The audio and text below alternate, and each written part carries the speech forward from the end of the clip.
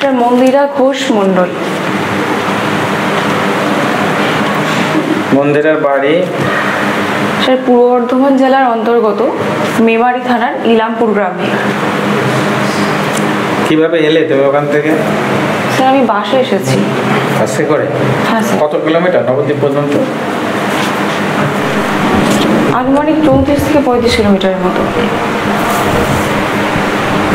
আজকে বাংলা কয় তারিখ মন্দিরা? সম্প্রতি যে জম্মু কাশ্মীরে উগ্রপন্থীদের দ্বারা ভারতীয়রা খুন হলেন, তো জায়গাটা কোথায় জম্মু কাশ্মীরে? কাশ্মীরের বৈশরণ ভ্যালি। বৈশরণ। তো পশ্চিমবঙ্গ থেকে কয়জন মারা গেলেন ওই হত্যাকাণ্ডে? 6 থেকে 7 জন। 6 থেকে 7 জন পশ্চিমবঙ্গে কোথায় কোথায়? শুধু আমাদের রাজ্য থেকে, আমাদের হ্যাঁ পশ্চিমবঙ্গ থেকেই বলেছি কয়জন মারা গেলেন ওই কাণ্ডে। পশ্চিমবঙ্গে একজন সৈনিক মারা গেছে, জানেন কে? হ্যাঁ স্যার। কি নাম? শহীদ ঝন্টু শেখ। শহীদ ঝন্টু শেখ। উনি কি চাকরি করতেন? উনি বিএসএফ জওয়ানের চাকরি। বিএসএফ এর ফুল ফর্ম কি? Border security force. Border security force. তো যাক, পঞ্চায়েত এই প্রাইমারির শিক্ষিকা হওয়ার জন্য আজকে ইন্টারভিউ দিতে এসছো। হ্যাঁ স্যার। তো তুমি প্রাইমারিতে আসতে চাইছো কেন? হাই স্কুলে না এসে? হাই স্কুলে তো তোমার যোগ্যতা আছে, গ্র্যাজুয়েট। হ্যাঁ স্যার, গ্র্যাজুয়েশন আছে। তো হাই স্কুলের জন্য প্রস্তুতি নিতে পারো। কিন্তু বর্তমান সময়ের প্রেক্ষাপটে স্যার এই পরীক্ষাটি আমি কোয়ালিফাই করেছি এবং আমার খুব ছোট থেকেই আমার ইচ্ছে ছিল যে স্কুল শিক্ষিকা হব। তা বর্তমান সময়ে স্যার স্কুল শিক্ষিকার পরীক্ষায় আমি একমাত্র প্রাইমারি পরীক্ষাটি এই মুহূর্তে উত্তীর্ণ হতে পেরেছি। তাই বর্তমান সময়ে এটির আমি প্রিপারেশন নিচ্ছি এবং এর জন্যই আমার প্রস্তুতি চলছে। আচ্ছা মন্দিরা, বলুন তো আপনি শিক্ষা ব্যবস্থায় মানে ছাত্র এবং শিক্ষার্থীদের দুটো মোবাইলের উপকার এবং দুটো অপকার। মোবাইলের দুটো উপকার দুটো অপকার। প্রথমে উপকারের কথা বলছি স্যার। মোবাইলের মাধ্যমে সর্বাগ্রে আমরা অজানা বিষয়টাকে খুব স্বাচ্ছন্দ্য এবং স্বাভাবিকভাবে আমরা ঘরের কোণে বিষয়টাকে আমরা যে কোনো মুহূর্তে পাই হাতের কাছে, প্রত্যেকটা বিষয় সম্পর্কে জানতে পারি। আর নিজেদেরকে 2 নম্বর হচ্ছে নিজেদেরকে প্রতিনিয়ত নিজেদের অবস্থানকে উন্নীত করতে মানে এর অবদান অতুলনীয়। আর যদি বলেন যে এর বিপরীতটি অর্থাৎ এর খারাপ প্রভাবটি কি আছে, সেক্ষেত্রে যেটা বললে সেটা তো একই দাঁড়ালো উপকারে। তুমি বললে যে কোনো ডাটা বা তথ্য স্ট্যাটিস্টিক যে কোনো সময় তুমি নিয়ে নিতে পারো, আর এগুলো নিলেই তো মানুষ আপডেট হয়। এটা তো একই, একটা নয় কি? একটা স্যার আমি গ্রহণ করছি আর একটা অ্যাপ্লিকেশন। হ্যাঁ, সেটা একই তো হয়। এটা করলে এটা হয়। পরিষ্কার দুটো উপকার এখানে পরিষ্কারভাবে আসে না।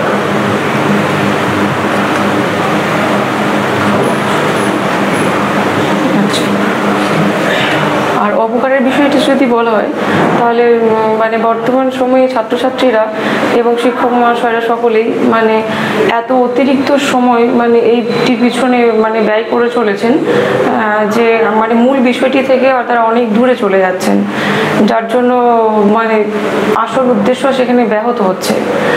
আর 2 নম্বর কি করে ব্যাহত হচ্ছে? সে যদি দেখা যাচ্ছে যে মোবাইল দেখছে, কোনো স্ট্যাটিস্টিক্সটা বের করছে। হ্যাঁ স্যার, সেই মূল বিষয়টি মানে দেখার সঙ্গে সঙ্গে সেখানে আমাদের স্ক্রল করার মাধ্যমে একসাথে অনেক বিষয় আমাদের সামনে আসে। তো আমাদের অনেক সময় মানসিক প্ল্যাটফর্মে এখন অনেক বিষয় একসঙ্গে আমাদের শালীনতাহীন বা অশালীন অনেক কিছু ছাত্রছাত্রীদের সামনে যেগুলো মোবাইল প্রতিভ্রাত করে, যে তাদের চারিত্রিক আমাদের পথভ্রষ্ট করে, ত্রুটি ঘটে। বেশ একটা। আচ্ছা, আরেকটা হচ্ছে যে আমাদের যেমন এটির একটা যে স্নায়ুগত আমাদের যে একটা এফেক্ট পড়ে আমাদের শরীরে, মানে মস্তিষ্কে বিকৃতি ঘটে, এছাড়া স্নায়ুর চোখের সমস্যা হয়। এটা দুটো ক্লিয়ার, একদম অপকার দুটো ক্লিয়ার। আরো অনেক ক্লিয়ার করা যাবে। না, দুটো ধরা হয়েছে, বেশ দুটো ক্লিয়ার। তারপর আচ্ছা, আমাদের রাজ্যে বর্তমান দুটো সমস্যা হলো, রাজ্যে বর্তমান দুটো সমস্যা তোমার অনুমানে যে বর্তমান রাজ্য বর্তমান সময়ের প্রেক্ষাপটে সব থেকে বড় সমস্যা হচ্ছে স্যার বেকারত্ব, 1, 2 আর 2 নম্বর হচ্ছে স্যার স্বাস্থ্য অবস্থার মানে যতটা উন্নত হওয়া দরকার ততটা উন্নত নেই, তবে চেষ্টা চলছে। তার জন্য তো গভর্নমেন্ট স্বাস্থ্যসাথী কার্ড দিয়েছে, স্বাস্থ্য হ্যাঁ, গরিব মানে মানুষ পর্যাপ্ত যে ব্যবস্থাপনা থাকাটা দরকার আছে সেই ব্যবস্থাপনাটা নেই। পর্যাপ্ত বলতে এর তো একটা অঙ্ক থাকা দরকার। পর্যাপ্ত কাউকে তো সন্তুষ্ট করা যাবে না কিছু দিয়ে, না সে কিছুতেই পর্যাপ্ত মানবে না। ও মহারাষ্ট্রের লোকও বলবে এখানে স্বাস্থ্য ভালো হচ্ছে না, দিল্লির লোকও বলছে স্বাস্থ্য ভালো ট্রিটমেন্ট পাচ্ছি না। এই যে পর্যাপ্ত, এক একজনের মানসিকতা এক এক রকম। কেউ 30 পেয়ে সন্তুষ্ট, কেউ 90 পেয়ে সন্তুষ্ট না। কেউ 30 পেয়ে আনন্দ করছে আমি পাস করে গেছি, কেউ 90 পেয়ে মনে ক্ষুণ্ণ বাড়িতে বসে আছে আমার নাম্বার সঠিক হয়নি। আচ্ছা, বিদ্যালয়ে শ্রেণীকক্ষে বিভিন্ন শ্রেণীর ছাত্র ছাত্রী থাকে, তা তুমি তাদের কিভাবে মূল্যায়ন করবে, মানে কিভাবে বুঝতে পারবে তাদের চরিত্রগুলো? আমি তাদেরকে বোঝার আমার অন্যতম উপায়টি হচ্ছে যে তাদেরকে কোনো অ্যাক্টিভিটি বা কোনো কাজ দিয়ে বা তাদেরকে কোনো অ্যাপ্লিকেশনের মাধ্যমে তাদের ভিতরের যে সুপ্ত প্রতিভা আছে সেটা তাদের ভিতর থেকে বের করে নিয়ে আসার মাধ্যমে এটা তুলে ধরতে পারবে। সুন্দর হয়েছে, কোনো একটা কাজ দিয়ে তাদের ট্যালেন্টটা বোঝা যাবে যে কাজটার কার কিরম ট্যালেন্ট আছে। তো শিক্ষার কেন দরকার আছে? আচ্ছা, যদি আমরা শিক্ষাগুলো না দিই, স্কুল যদি বন্ধ করে দিই, তাহলে কোনো অসুবিধা হবে কি? অবশ্যই সে অসুবিধা হবে। কি অসুবিধা হবে? শিক্ষা সব থেকে স্যার মনের মধ্যে যে বোধের জাগরণ সেটা একেবারেই বন্ধ হয়ে যাবে। তো বোধের জাগরণ, যারা অশিক্ষিত, যার বাবা মা লেখাপড়া জানে, তাদের বোধের জাগরণ হয়নি? অবশ্যই বোধের জাগরণ হয়েছে, কিন্তু যে শিক্ষা অঙ্গনে এসে বোধের মধ্যে যে মসৃণতা আছে সেটি মানে দুইজন বড় বড় শাসকের নাম বলো তো, বা বিখ্যাত লোকের নাম বলো তো, যারা লেখাপড়া জানতেন না, এরকম মানে বড় ব্যক্তিত্বের কথা বলছেন, যারা লেখাপড়া জানতেন না। যেমন আমার আছেন যে স্বাধীনতা সংগ্রামী মাতঙ্গিনী হাজরা, তিনি খুব বেশি মানে শিক্ষিতা ছিলেন না, কিন্তু নিরক্ষর না। নিরক্ষর না অবশ্যই। কিন্তু আকবর কোনো লেখাপড়া জানতেন না, রঞ্জিত সিং কোনো লেখাপড়া জানতেন না, হযরত মুহাম্মদও লেখাপড়া জানতেন। তো লেখাপড়া না সে বড় হওয়া যায় না। রামকৃষ্ণদেব কি লেখাপড়া? রামকৃষ্ণদেব তথাকথিত রামকৃষ্ণদেব কিন্তু লেখাপড়া, কিন্তু বাণীগুলো না, সেই বাণী। বহু শিক্ষিত শিষ্য তৈরি হয়েছে। রামকৃষ্ণ একটা মানে শিষ্যের নাম বলো যা চিকাগো শহরে বক্তৃতা দিয়ে এসছে, স্বামী বিবেকানন্দ। কত সাল সেটা? স্বামী বিবেকানন্দ শিকাগো ভাষণ কত সাল? সালটা এই মুহূর্তে মনে পড়ছে 1893। আচ্ছা, বিবেকানন্দ জন্ম কত সাল?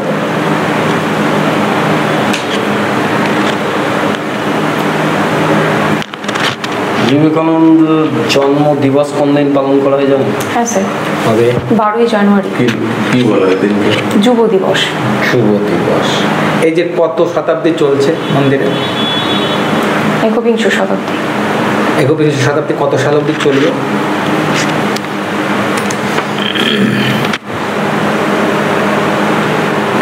আমরা তো এখন 25 সাল চলছে। কত 25 চলছে? 2025। সেটা বলতে এখন 2025 কত পর্যন্ত চলবে? তো একবিংশ শতাব্দীটা চলবে মানে 99 পর্যন্ত এটা 99 পর্যন্ত হ্যাঁ কমপ্লিট হবে, তারপরে আবার পরবর্তী শুরু 2100 সাল পর্যন্ত চলবে। 2101 থেকে হবে দাবিংশ। 1 থেকে এটা শুরু হয়েছে 2001 থেকে শুরু হয়েছে। 2000 না, 2001 থেকে। 1 থেকে এখানে 1 থেকে ওই 0 পর্যন্ত 100 হয়। 1 থেকে 0 পর্যন্ত 100 বুঝা গেছে?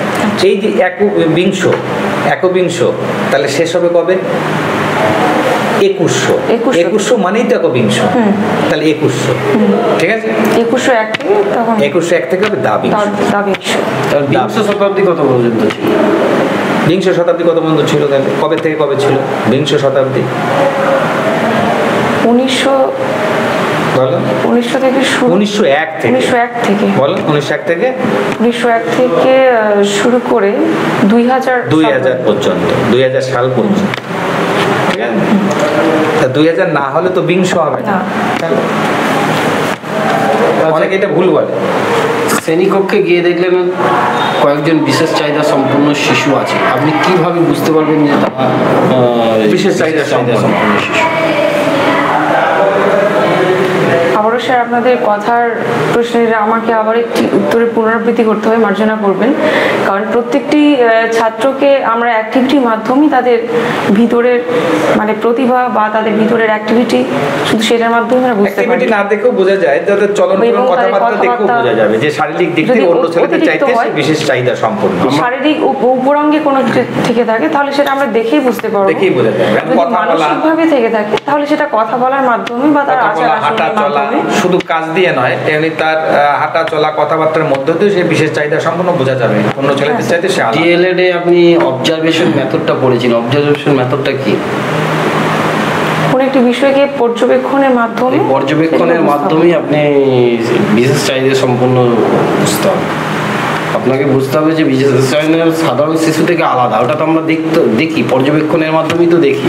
তাহলে উত্তর একটা সিঙ্গেল উত্তর থাকলে তবে থাকবে পর্যবেক্ষণের মাধ্যমে, অর্থাৎ যেটাকে বলছে অবজারভেশন মেথড, পর্যবেক্ষণ পদ্ধতি, পর্যবেক্ষণ দেখে বোঝা যাবে। এবার যদি বলা হয় তাকে কিভাবে শিক্ষা দেওয়া হবে, তখন আপনি আলাদা শিশুর থেকে যে ওদের আলাদা একটু বেশি সময় দিতে হবে, রিসোর্স কক্ষে নিয়ে যেতে হবে, ওদের মেথড আছে এমবিবিএস বা তারপরে হচ্ছে এই বিহেভিয়ার মডিফিকেশান, এগুলো সব আছে। আপনাদের ডিএলএডে তো বিহেভিয়ার মডিফিকেশান ছিল একটা সাবজেক্ট ডিএলএডে, মানে স্টুডেন্টদের কিভাবে মানে বিহেভিয়ারটাকে মানে তাদের খারাপ অভ্যাসটাকে কিভাবে শুধরানো। সিডব্লিউএসএন মানে কি? CWSN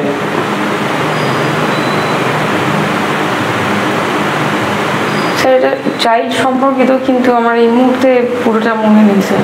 child with special need, child with special need, Bangla মানে বিশেষ চাহিদা সম্পন্ন শিশু। শিশুদের কখনো ইন্টারভিউ বোর্ডে গিয়ে প্রতিবন্ধী বলা যাবে না, ঠিক আছে?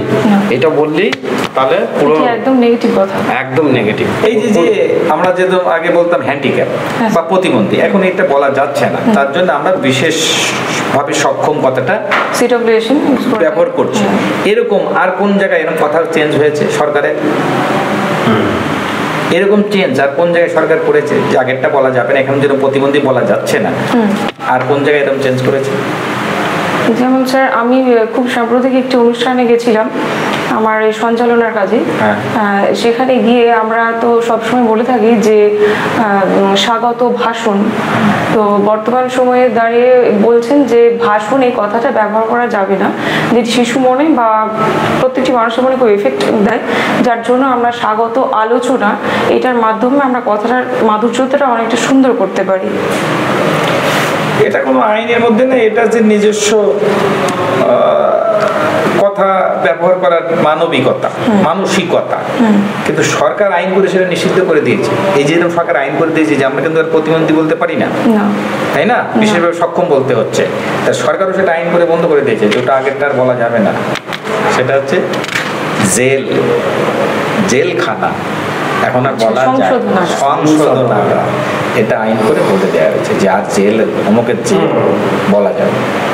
ওইটা কোনো জায়গায় গিয়ে সঞ্চালনার ক্ষেত্রে মানবিকতা যে ভাষণ কথাটার মধ্যে কেমন যেন একটা দাম্ভিকতা প্রকাশ পাচ্ছে। ভাষণ না বলে আমরা যদি বলি আলোচনা, ভাষণ আমরা শুনলে কি রাজায় রাজা ভাষণ মানে কোনো রাজনৈতিক ভাষণ মানে কথাটা একটু রুড়ো, কথাটা একটু রুড়ো। তার সাথে যদি আমরা আলোচনা বলি সেটা একটু মিষ্টি। আচ্ছা, বর্তমানে এখন মিড ডে মিলের পরিবর্তে নতুন ব্যবস্থা চালু করেছে প্রকল্পটাকে। মিড ডে মিল ব্যবস্থা আছে কিন্তু প্রকল্পটার নাম চেঞ্জ হয়েছে। কি নাম?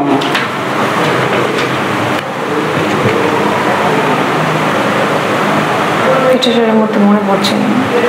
পিএন পাসওয়ান। হ্যাঁ, পিএন পাসওয়ান সেই আগের বর্ষে করতে গেল না কেন্দ্রীয় সরকারের পক্ষ থেকে পিএম পাসওয়ান, তখন এটাকে করা হয় পিএম পোষণ। পিএম পোষণ। আচ্ছা, বিন্দু কাকে বলে? বিন্দু হচ্ছে এমন একটি জ্যামিতিক জ্যামিতিক না গাণিতিক? জ্যামিতিক এমন একটি জ্যামিতিক মানে ফিগার যেটি একটি অবস্থান দখল করে থাকে। কেন ওটা গণিত হবে না? গণিত বিন্দু হয় না? হ্যাঁ, গণিত হবে। তাহলে গাণিতিক বললেই তো হলো, সাবজেক্টটা তো গণিত। মানে গণিতের আবার স্পেসিফিক ভাগ আবার জ্যামিতি হচ্ছে, বলো ঠিক আছে, বলো। যার একটি মানে অবস্থানই আছে কেবলমাত্র, এর আর কোনো মানে আয়তন বা কোনো দিক বা দৈর্ঘ্য প্রস্থ এসব কিছুই নেই। আচ্ছা, ডিসক্যালকুলিয়ারটা কি? মানে ভুলে যাওয়ার একটা, ভুলে যাওয়ার এটা যে মানসিকতা, প্রবণতা। ডিসক্যালকুলিয়ার হচ্ছে গাণিতিক সমস্যা। হ্যাঁ। আর ডিলেক্সিয়া? ডিরেকশন, ডিলেক্সিয়া, ডিসলেক্সিয়া, হ্যাঁ। মানে শব্দগুলো না, অক্ষরগুলো আগে আগে পরে পড়ার যে একটা মানে একটা বদভ্যাস, সেটাকে বলা হয় ডিসলেক্সিয়া। বদভ্যাস নয়, মানে সমস্যা। হ্যাঁ, সমস্যা, যে আগে পরে সাজাতে পারছে। হ্যাঁ, ঠিক মতো সাজাতে পারে না, এলোমেলো করে। আচ্ছা, এমন একটা পিকচারের নাম বলতো যে ডিলেক্সিয়া প্রবলেমে আছে, আমির খান দ্বারা পরিচালিত। 3 Idiots। এখানে ডিলেক্সিয়া কোথায় আছে? 3 Idiots-এ তো ডিসলেক্সিয়া মানে ওদের কথাবার্তার মধ্যে অনেক সময় মানে আমির খানেরই ওই সেটা ধরা পড়েছে যে মানে কথাগুলোর মধ্যে উচ্চারণের তারি জমিন পর বইটা দেখেছেন? তারি জমিন পর, যে শিশুটা যে সমস্যাটা ছিল, সমস্যাটা ওটা আরো বেশি স্পেসিফিক ভাবে বলতে গেলে তার জমিন ডিলেক্সিয়ার উপরেই আছে। আচ্ছা, বরফি পিকচারেও আছে। আচ্ছা, এখন ওই যে প্রকল্পটা, ওই যে ওই ছাত্র ছাত্রীদের ওই মোবাইল ফোন কেনার জন্য দিচ্ছে, ওই প্রকল্পটার নাম কি? 11-12-এ যে টাকা দেয়া হয় ট্যাব বা মোবাইল কেনার জন্য, সেই প্রকল্পের নাম কি? 10,000 করে প্রত্যেকটা ছাত্রছাত্রীকে তার নাম দেওয়া কি? হয়। প্রকল্পটার নাম কি?